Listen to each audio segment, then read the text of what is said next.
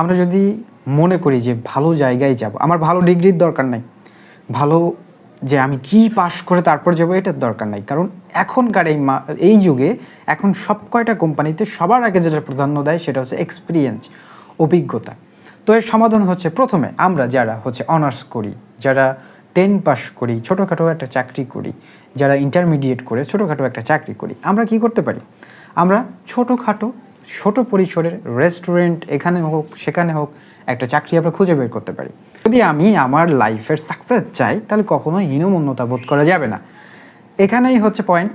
হীনমন্যতা বোধ না করে যদি এখানেই পড়ে থেকে 2-3 বছরের একটা এক্সপিরিয়েন্স, মানুষের সাথে কথা বলা, তারপরে হচ্ছে কমিউনিকেট করা, কমিউনিকেশন স্কিল, এই সমস্ত সব যদি আমি এখানে থেকে শিখি, ছোটো হোক বড় হোক যে কোনো একটা কোম্পানিতে আমার যদি 2 বছরের একটা অভিজ্ঞতা হয়, তাহলে আমি আদার্স এখান থেকে বেরোয় ছোট্ট কোম্পানি থেকে আর একটু মধ্যম পরিসরের একটা কোম্পানিতে যাওয়ার বা অভিজ্ঞতা দেখানোর মতো একটা ক্যাপাবিলিটি আমি অর্জন করি।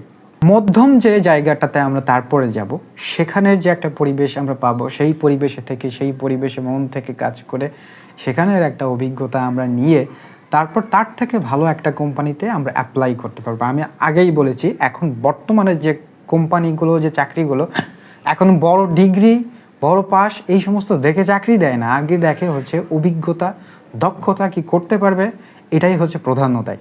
হ্যাঁ, আপনার ডিগ্রি আছে বড় বড়, কিন্তু আপনার অভিজ্ঞতা নাই, আপনি প্রাধান্য পাবেন না। বড়